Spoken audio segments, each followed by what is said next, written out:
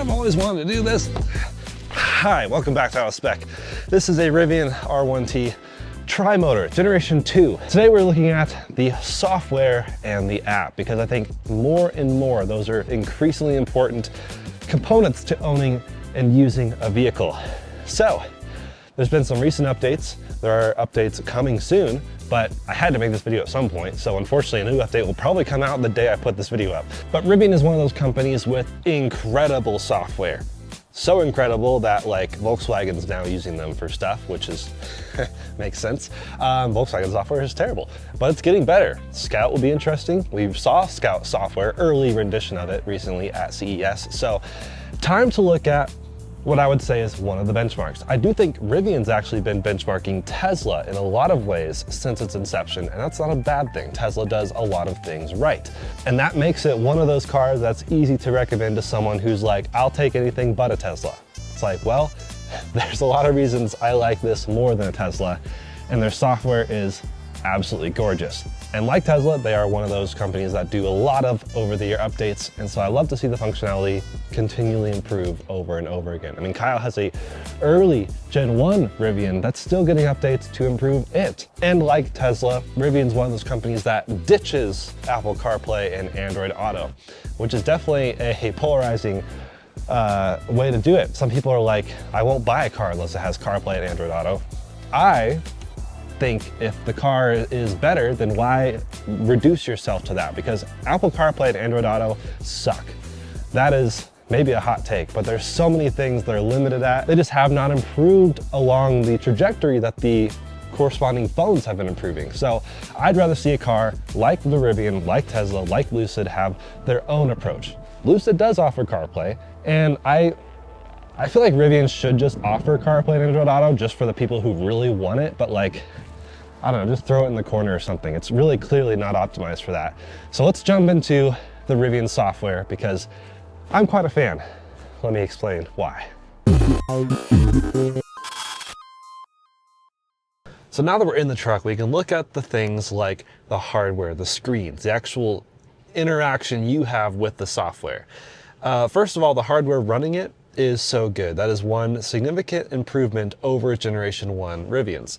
They, of course, looked great. They looked similar to this, but the actual system on a chip, SoC, the computer underneath it, whatever it's called, that makes a big difference. This is very, very snappy, very bright. The responsiveness is definitely improved, but still, it's like the hardware response is there, but the actual time to load things is still a little bit slow. But the screen quality is very nice. The actual resolution is really nice. The angle is really good on both displays, actually. You're not usually washed out by the sun. It's not like a more flattened angle that some vehicles tend to have, which is frustrating. And it's actually somewhat covered by the dash. Not like really covered, but I do like how it sits lower than the top of the dash line. Scout seems to be doing the same thing, so it's gonna be really interesting to see how the Scout software really comes to fruition in 2 years. But me and Kyle recently checked out the Scout and it was pretty promising from what we could tell. But another huge thing that I appreciate here is multi-touch. For example, I can set both seat heating at the exact same time. I can change the temperature in different directions at the exact same time. Many other cars don't have that multi-touch. Like they have a touchscreen, but it's not often multi-touch capable. And even some cars let you do it maybe in the maps, but then don't let you do it in other places. This one does everywhere. Love that. But then there's a complete lack of buttons, which some people do find disappointing. Some people opt for certain dedicated buttons for like climate, but then everything else is on the screen. With Rivian, just like with Tesla, every single thing is just on-screen buttons, which is fine by me as long as it's good and responsive, which I do like. But I do actually wish there were a bit more on-screen buttons. For example, we'll get into climate in a second here, but if I want a cooled seat, I have to tap this, which turns on the heated seat instantly, and then tap the cooled seat thing right there, and then keep tapping it to get the level I want. I'd rather just have a secondary cooled seat here. Now it's saved, so where if I go back in here, now it jumps on the cooled seat. What if I wanted a heated seat? That's minor nitpicking, but like my preference would just be 2 different seat icons here. You have the room. I say you have the room because there's only room for 5 things here, even though they could have fit 7, 8, I don't know. So You can adjust these, like this is your quick access menu. I could put cameras down here, which I would like to have. Ideally, these would be my 6 icons, but there's no way to have 6, so it jumps the 5th one back up there. So I don't know, let me know what you think of that, but I'd prefer to have 6 across the bottom. Like, let me use this extra real estate for valuable quick access buttons. Just maybe my opinion. And then with the lack of physical buttons, of course, you also have a lack of vent controls, physically anyways. There are also here in the screen. So that's the way to actually set your vents. And that's also a somewhat hotly contested subject. Some people are like, no, physical vents are the absolute way to go. It's less distracting. Other people, and probably the defense of Rivian, Tesla, Porsche, whoever else is doing the touchscreen control ones, the benefit of that is having actual settings. So here with Rivian, for example, you can have an A and a B setting. So your vent settings would be saved to essentially a profile for A or B. I actually do like that. I'm one that never really adjusts my vents, very rarely. So I don't mind having an A and a B option because maybe another driver has something else. But I also understand people's want for that. So let me know if you guys have a preference or if you have a strong feeling towards that. But let's jump into climate. That's usually the most important thing, the first thing people jump into and want to know about. And it's, again, very clear, clean, gorgeous screen. Gorgeous interface. Turn sync back on to make Kyle happy. He's, for someone who loves optimization, he is someone who has to have sync on or else his OCD will go crazy. Turning the fan speed back to low, somehow that keeps defaulting to medium. Not sure if that's a glitch or if that's how it's engineered, but I would prefer a lower fan speed, especially if I have it set to auto. There we go. Yep, auto, back to medium. I want low and I want to stay low forever. You can tap to turn these upper vents off. You can do them completely by like specific vent. You cannot do that with the lower vents. Those are all or nothing.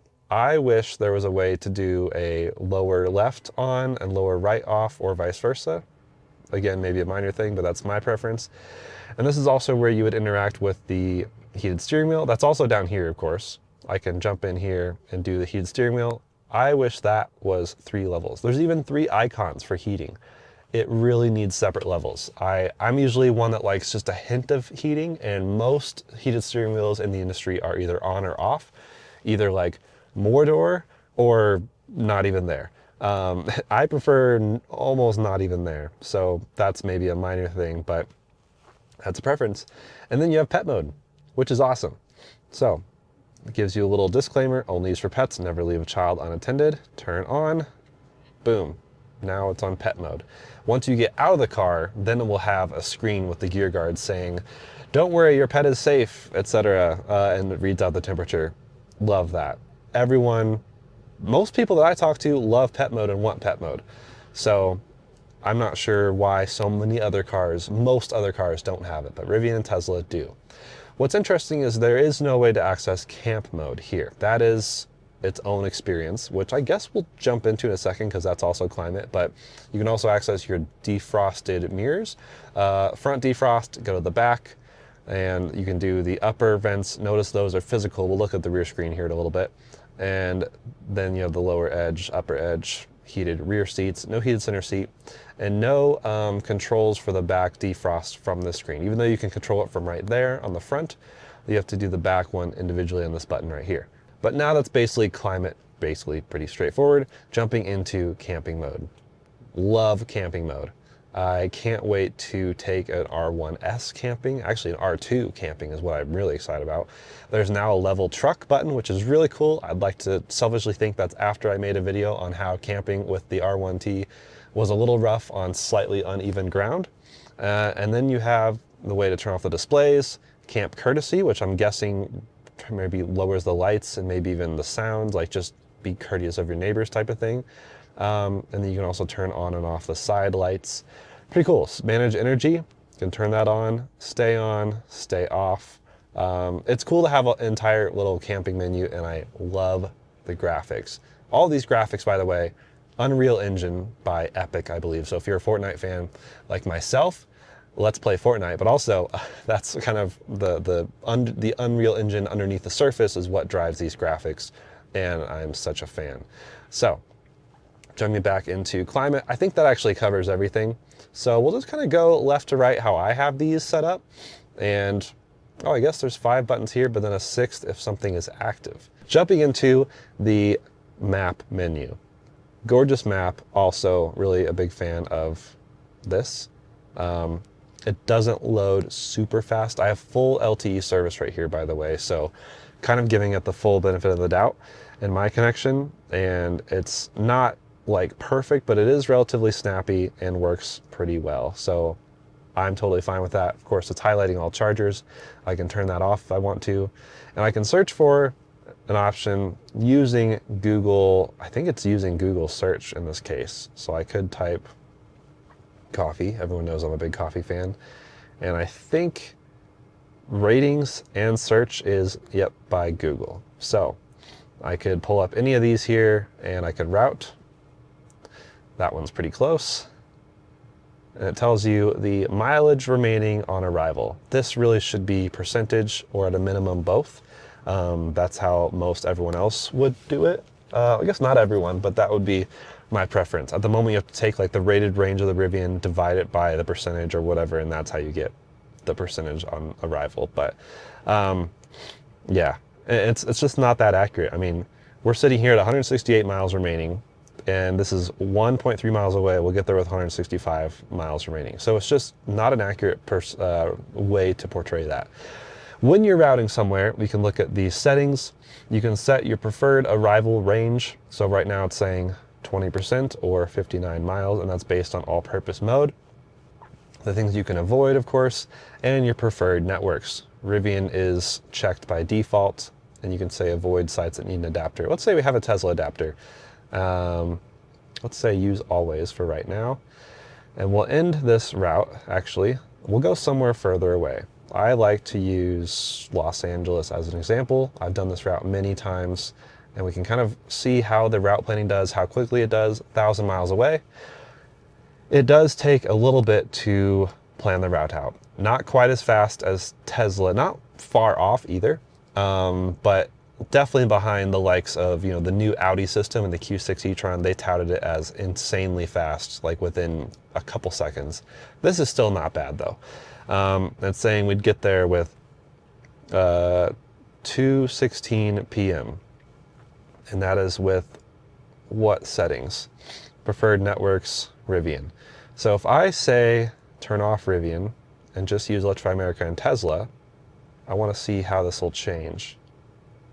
So this has been a bit of an issue here lately. Every time I uncheck that, it'll ask if you want to apply once or do always, I think. Calculating. Apply once or use always. Let's apply once. Now it's not going to prefer Rivian. Won't even use Rivian at all. And our ETA is now about the same. So before there was issues where it would like heavily prefer Rivian to the point of like adding a lot of to overall time to your trip, which is not ideal, but it would like make you go out of the way to go to Rivian chargers. I think that's been hugely improved. So big props to the Rivian team for improving their software over the air, as you should. So we'll just say apply once. I'm just playing with it at this point, just seeing how it looks. And it looks like the arrival at this Tesla supercharger would be, I don't know what that is, 6%-ish or so. And that's one thing I wish we had control over. There's a preferred arrival range, but there's no preferred charger arrival range. I do like that it does let you get somewhere fairly low, but it doesn't let you actually granularly adjust that. That would be a really cool thing to add, Rivian. Putting the preferred, like I'm okay getting to a charger at 5%, but then I want to get to my destination at 50% because let's say there's no charging near there. That's just not really an option with the current software right now. So recalculating again, but I like that you can set your preferred arrival range. Not everyone does that. Even Tesla didn't do that for the longest time, and now they finally do.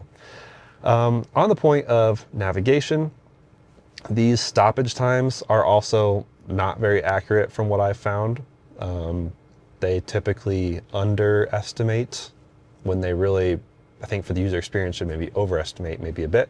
But I've done many Rivian road trips, never had these be actually accurate. It always takes a few minutes longer, not that long, just a few minutes longer, because it's like it can't accurately estimate how much it may overheat during the charging time.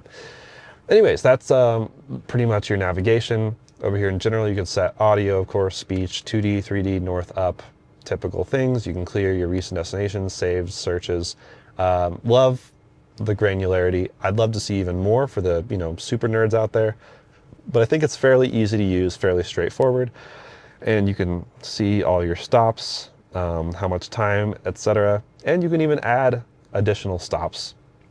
That's really not too bad. Let's say I had to drop a friend off at the airport first. I could add that and then move that around, so you can adjust the variation and order of your stops. Really pretty easy. So ending that, I like all that, works great. Other settings, I guess those are the general settings over there. And you can also show your overlay, which is very outdated. I don't know if this is Google Street View. I'm not sure who powers this, but it's showing some buildings that have been built for 4 years now, coming up on 4 or 5 years, still showing as dirt. So not really sure how accurate that is, but pretty sweet. I think this mapping system's great. I don't mind it at all. I do prefer it to CarPlay. Maybe it's a hot take. A lot of people wonder if they'll do like a Google Maps integration. That would be pretty sweet if they actually fully integrated Google Maps, but not everyone uses Google Maps. So I don't know how I feel about that. Let me know if that's on your hot list of requests, but I don't necessarily know if it needs that. Moving on, let's jump into the energy, because that's just next on the list. Here's where you can set your charge limit, max, all the way down to, let's see, 50%, or daily is 70, extended 85, max is 100. And then your custom, you can dynamically set to what you want that to be. Love that, that's great. You can base the range on different things and see how it would vary across other, based on the all-terrain wheels, of course, 20-inch, and the different sport modes. There's no one for, let's see, what are we missing here? There's 3 modes listed, but if I go over here, snow mode. So there's no range based on snow mode or any of the off-road modes. So I guess that's something you can't really look at. And then they'll show your recent sessions, but no charging curve, which we'll talk about later with the app. So that'd be really cool. That'd be like super cherry on top, Rivian, if you added like the charging curve of the last session, or let you look at more sessions in recent history. I'd love to see maybe your last 10 charging sessions, just in case you want to reflect back and look at something. Who knows? Accessory power, that's where you can set up your outlets with a timer and everything. And charging schedule, of course, and then charging amperage. Love this. You could do up to 48 amps, I guess. It'd be really cool if this had an 80 amp onboard charger, but not that many people have one of those at home, so can't necessarily blame them. But 48 amps is great, and you can lower that down all the way to, in increments of 2, all the way down to 8 amps. Holy cow. So that's awesome to see. You can't do that on the app yet, but we'll go talk about that later. And yeah, you can reduce your amps to avoid outages. That's great. Every car needs that feature. By the way, if you swipe in from the right, you can get to your music. That's energy, pretty simple. Music. Speaking of music, I just had Taylor Swift queued up here, I guess. But there is Spotify, Apple Music, which is awesome. And if I do pull up a Dolby Atmos song, that will actually play in Dolby Atmos. This car is, equipped with that with the Elevation sound system, which is great. Love having native Apple Music. You can also access your device here, and then there's other apps as well. These are the whole list of apps available. So SiriusXM, Tidal, etc. Sorry, the camera was a little bit out of focus. Let's see if that's better. You can hold and drag to rearrange your favorites, which show up on the left, or more. So you can also do Tidal, of course. There is no Apple Podcast on here. That's something I would have loved to see as a Apple Music, Apple Podcast user. But it is nice to see other things. And then Apple Music and Tidal for sure have spatial audio Dolby Atmos capabilities. Spotify does not at this time.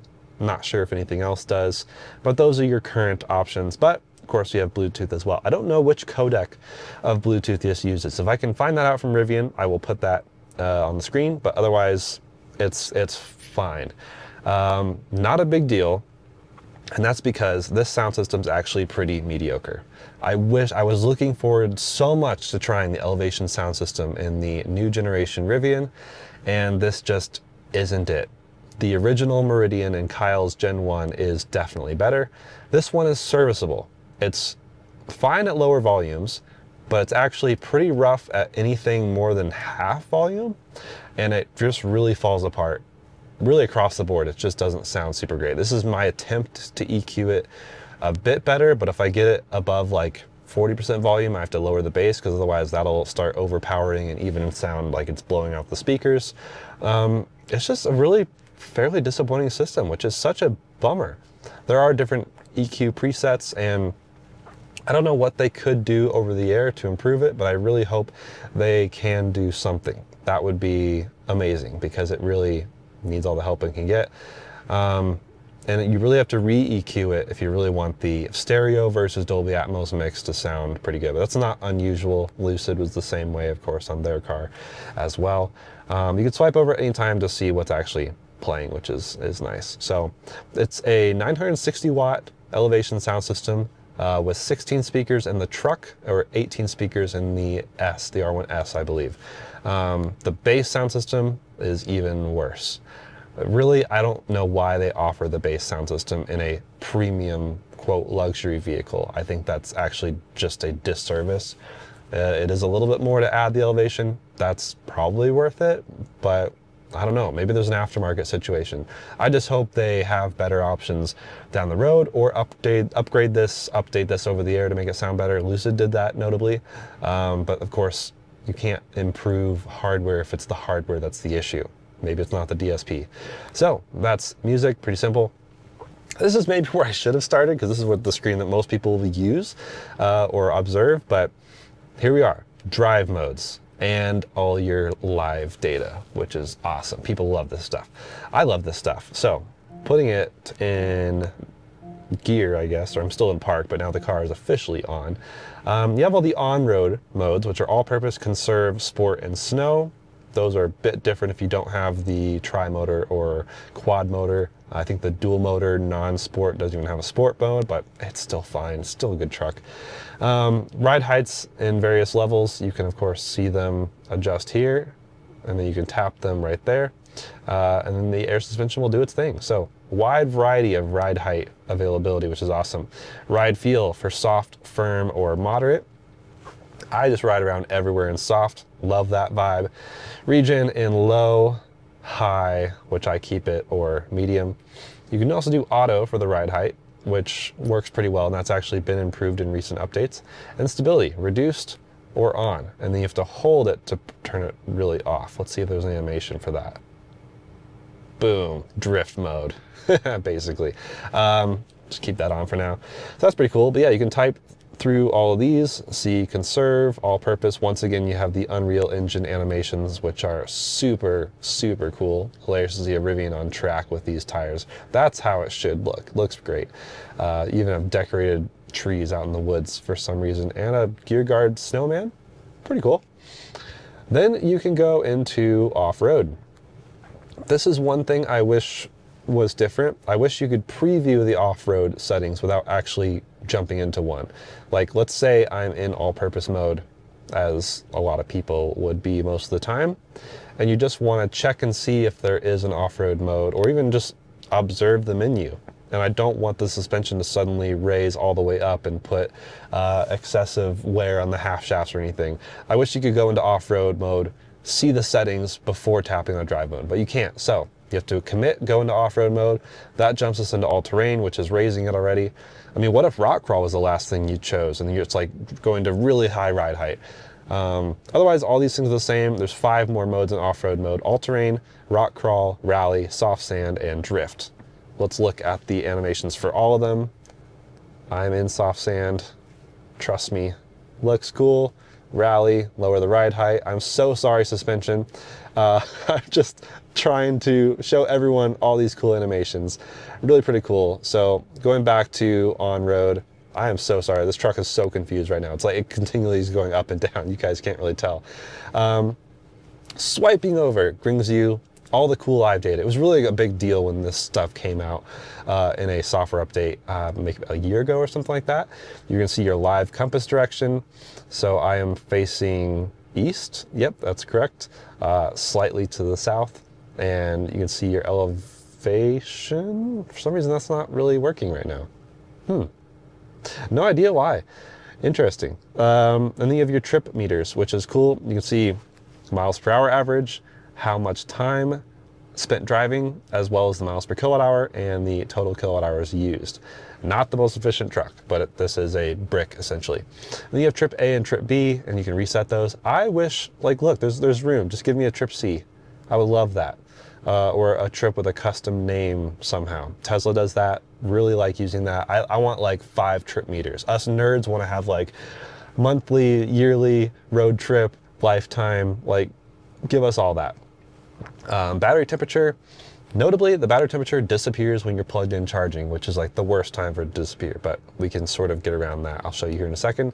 Tire pressures and motor temperatures. This is the tri motor. So you can see 3 different motors. On the quad, you'd see 4. On the dual, you'd see 2, of course. And then you see your battery pack here, your 1, 2, 3 motors, and the wheels. Actually, this truck has been having, I guess, a glitch because it used to show you which wheels were getting power or regenning, whether it was the front axle, if it's being efficient, or maybe just the rear axle if you're being a bit slidey. This truck hasn't been doing that. No matter where I drive, what drive mode, there's nothing filling up the wheels like there used to be. Unless they intentionally took that out. Let me know if I'm incorrect on that. But here's where you can see the battery or motors. If they start overheating, they'll turn from green to like orange, maybe eventually to red if you're really, really ripping on it.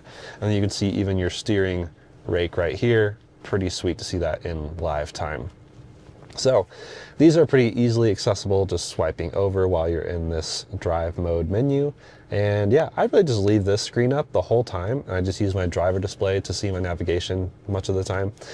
So big fan. I don't know why it's not showing elevation. That's a bit strange, but there you go. That's all the driving stuff. Of course, there's towing, by the way. You can have 3 trailers plus an accessory maybe.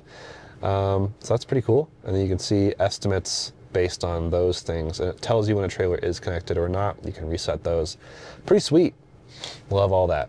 Cameras, really quick look at that. I mean, this is, I don't know how much you can tell on the camera that you're looking through, but these are vastly improved. Driving forward and backward, these will focus on your front or rear wheels, or you can switch to the 360 camera, which is awesome. Tesla, I don't know why you don't have a 360 camera. Just give it to me. I want it. Rivian's doing that correctly. You can see the rear camera or the bed camera. So you can check on your items or your tonneau cover or the front camera. So lots of great camera angles, and these are so high quality.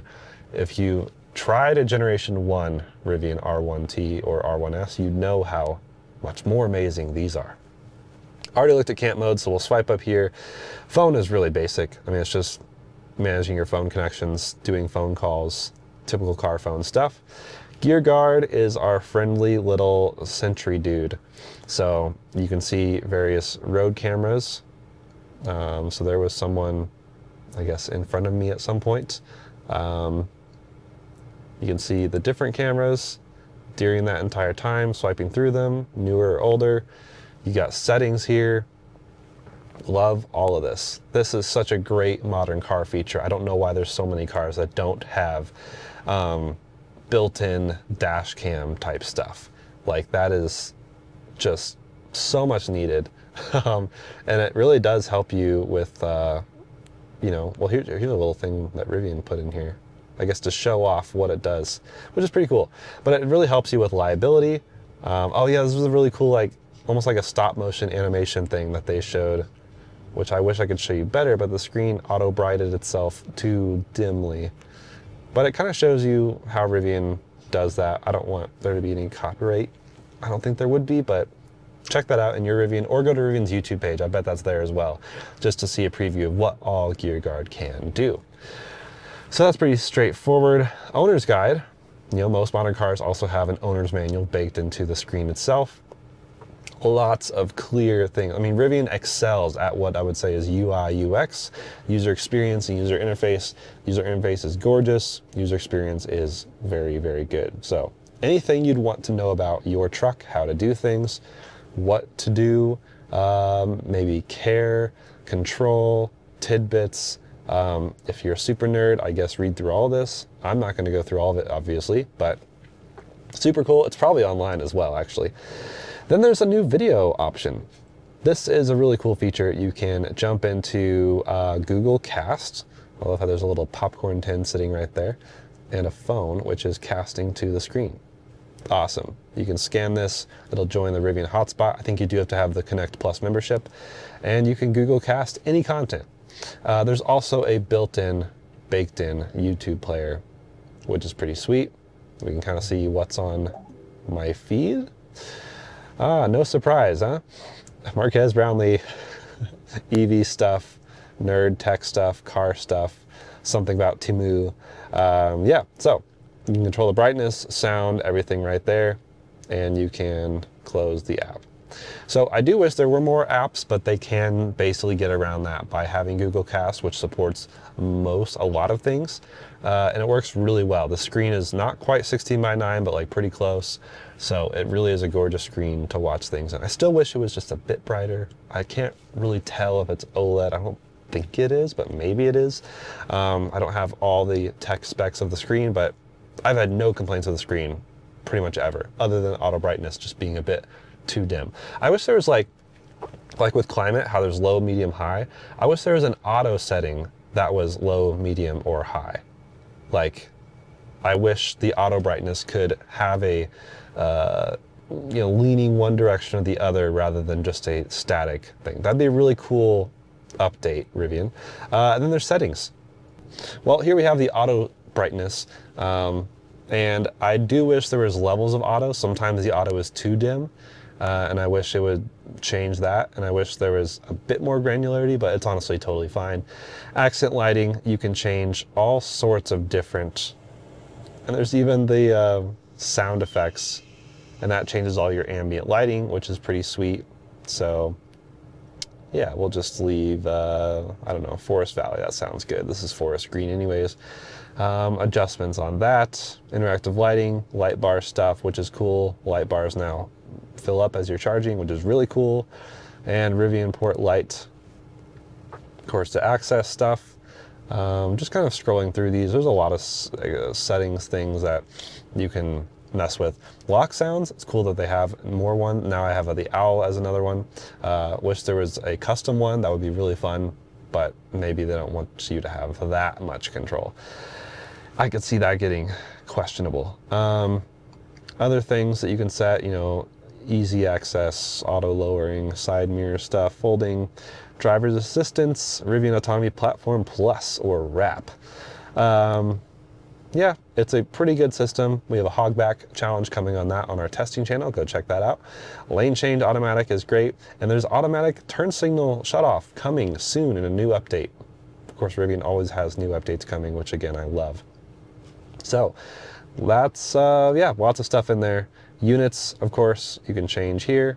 I do wish, in the driver display, you can put both percentage and miles estimated. I just want that in the navigation at your arrival. Updates. Here you can see the current version. It, of course, shows you release notes and whatnot. There's Happy Holidays jingle. That was recent. Key fob for Gen 2 stuff. Scheduling drive. ADAS improvements. DC fast charging improvements, thanks to Kyle from Out of Spec for the feedback. It's still not great, still needs to be improved, but that's okay. They're being cautious, so is Tesla. I don't know if that's the right thing. Maybe in 10 years we'll be like, oh, turns out everyone should have been more cautious. But so far the data I'm seeing suggests otherwise, so that may not be the case. Then there's service. So tire change, parking brake stuff. I'm guessing car wash mode is in here. Maybe not. Well, there's an easy way to access car wash mode up here in this menu. Here's all the different settings for the quick access for lights turning on or off, charge port opening, frunk opening, tonneau, tailgate, gear tunnel, This is the fancy overhead glass turning transparent and not. It only stays up for about 10 seconds, similar to climate control, by the way. That only stays up for about 15 seconds, I think it was. And then this also has this setting. There's the car wash menu. Turn it on, cancel. Pet mode shortcut, displays off, rear display locked. All these shortcuts are great here. Roadside lighting is really cool. So that's another new feature with the light bar.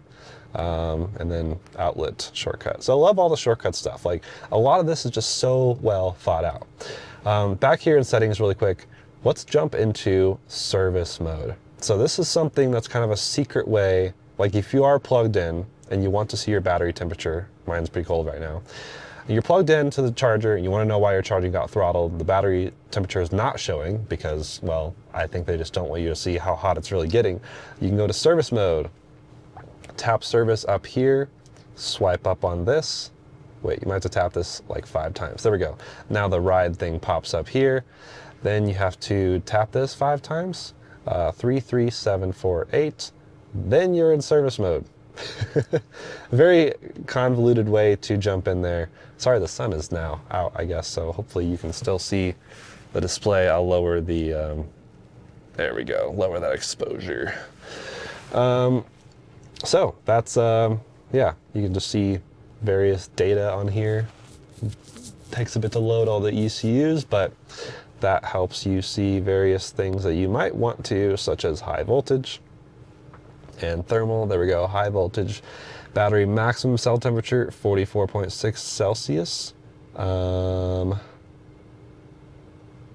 State of charge, maximum current, amperage, DC and AC. Thermals, all sorts of things in here. So it's pretty cool. Turn off service mode.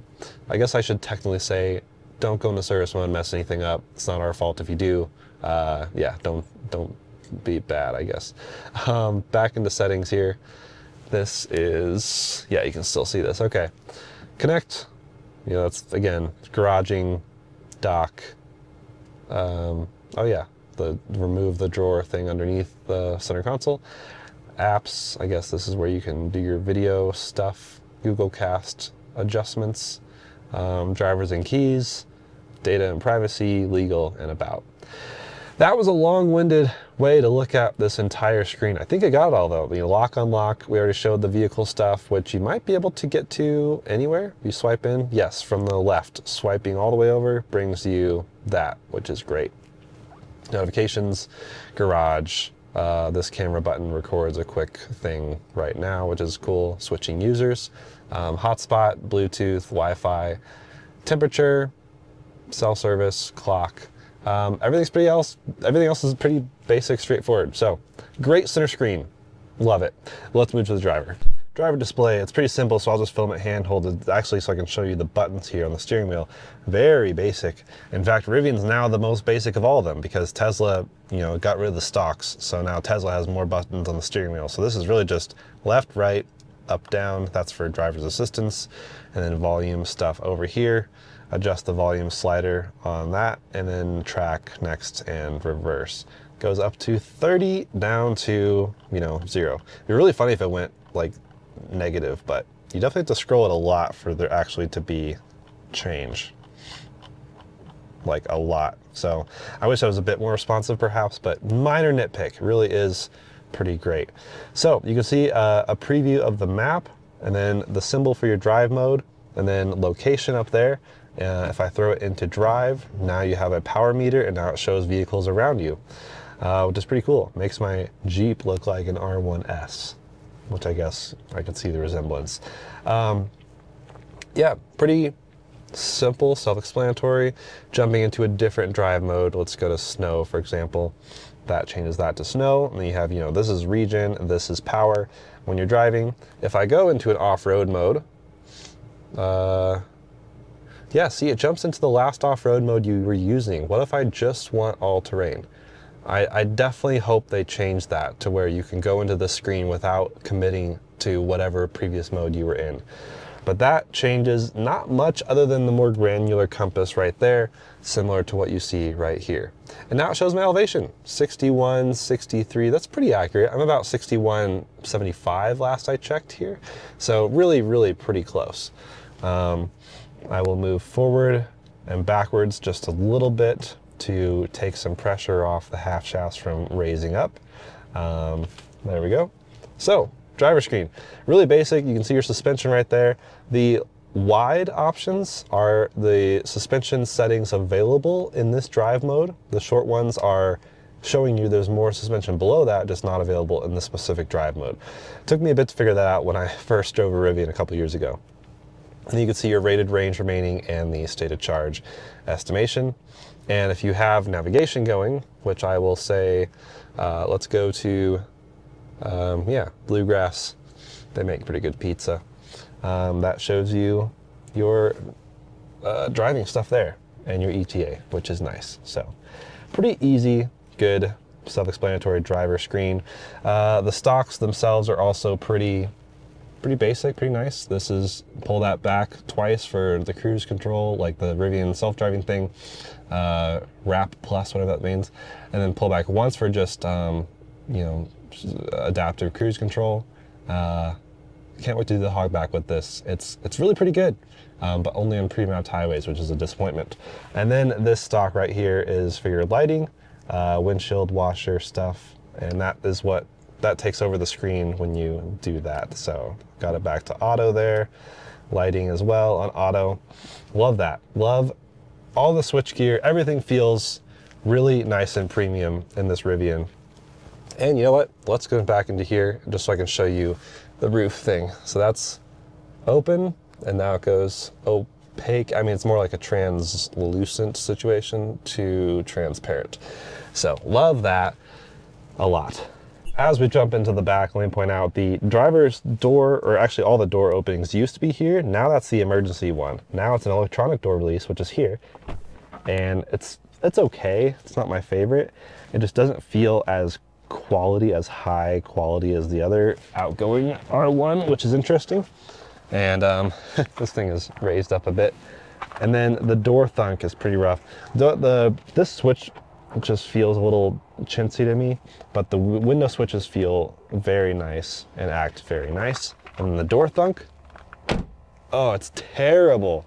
Like the worst door thunk in the business now. You don't even, I first thought I wasn't even closing the door all the way, and then I realized I am. It's just really pretty bad. So jumping back here, this will be really quick because there's not much to look at with the rear screen, but it's just like current music. I guess you can lock and unlock the truck. Oh yeah, wow. You can give rear passengers control to unlock and lock the truck. That's pretty interesting. And then outlets, I guess hotspot information, which is cool because your rear passengers may want to join the hotspot. Lighting control, so it just turns on lights. Bluetooth, so you can connect your devices as well. Navigation information, seat heating, which is great. Again, only left and right, no middle seat. And the music controls right here. That brings up its own display with the volume controls.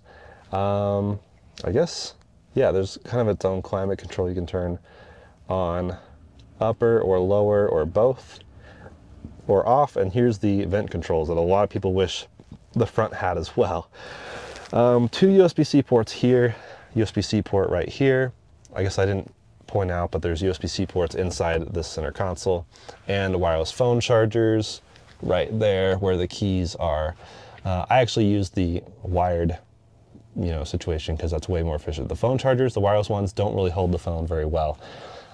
So I definitely think though the rear screen is missing control of the glass, the transparency. Like the rear passengers are the ones that really benefit and can really tell. And so I think you should give them control. That'd be a really cool thing to add, Rivian. But otherwise, great job. Love this rear display. Very, very simple, easy to use. So let's go take a look at the app now, because that's another huge component of car ownership, if you ask me, in this growing technological age. Okay, I'm properly dressed. It is really freaking cold out here, but let's talk about this app. Rivian has really jumped into the app game as well as the widgets game. I mean, they're really embracing the cell phone capability. In fact, this phone is also my key to this truck right now, which is also absolutely necessary. Cars just need to have that functionality. It's so great to not worry about a key. So Looking here, you can see, you know, I put a large widget on the screen so you can see that you can lock it, unlock it. The current state is, of course, unlocked. Opening the front trunk, venting the windows, climate control. Let's open the front trunk. Wow, so that works without even leaving the home screen. Some apps are like the widget's like a glimpse of what you can do, and then it brings you into the app, which is when it then initiates the command. But this actually lets you do it immediately, and it reflects on the app itself. Love that. Go Rivian. And then there's the little smaller version of the widget, which I'm guessing that brings you into the app. So let's talk about this app. Here you can see a state of charge on the top. You can tap it to adjust between miles remaining estimated based on the drive mode. You can't check other drive modes. That'd be kind of cool. Just a little thing to add, Rivian, would be just, you know, the cherry on top. At the top right, that is, oh, current doors. So it's telling me the gear tunnel is open, probably from someone crawling through it. Otherwise, there's the front of your truck. Swiping, let's see. So you can have lock and unlock. Ooh, cool. Okay, and then more controls here. Sound the alarm, vent the windows, open the hood, drop the tailgate. Gear tunnel is open on the right side, and then you can open the left side as well. Swiping down, you can see climate. God, it's so cold out here. Cabin is 64 because I was just in there, and you can tap that, and it will enable. Like immediately. So what's interesting is I've been using the app for a few days now consistently because I'm really trying to get a grasp on how good it is. And it's been inconsistent. Mostly good, but sometimes I'll open the app and it'll take a while to wake up the truck, and then the climate, like if I tap the climate, it'll take like literally 20 seconds before it actually seems to send the command. Whereas right now, maybe it's because I'm right next to the truck, or maybe it's because it was already awake, it was like instant. So that's pretty cool. And I have noticed that the app actually, like sometimes if I'm in the truck and I open the climate in the app, it doesn't match what's actually going on in the truck. Tapping climate again then overrides what the app was doing. Like it's like they're not always perfectly connecting and talking to each other, but it's usually pretty accurate and pretty good.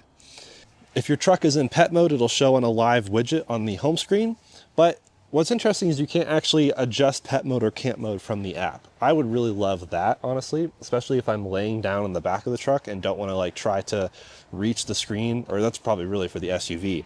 I'd like to just adjust it from my phone. That would be a huge thing to maybe add.